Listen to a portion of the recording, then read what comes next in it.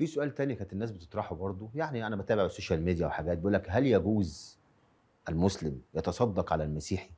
يتصدق. يتصدّق على المسيحي؟ نعم. يجوز. الإنسانية تجمعنا جميعا. تمام. الإنسانية تجمعنا جميعا. تجمعنا. وأنا لما ألاقي أخ غير مسلم وفقير آه. وأعطيه كان في عصر الخلفاء الراشدين وسيدنا عمر بالذات كان بيدي الأهل الذمة من أموال الصدقات من بيت تمام. المال. آه. كان بيديهم صدقات من بيت المال.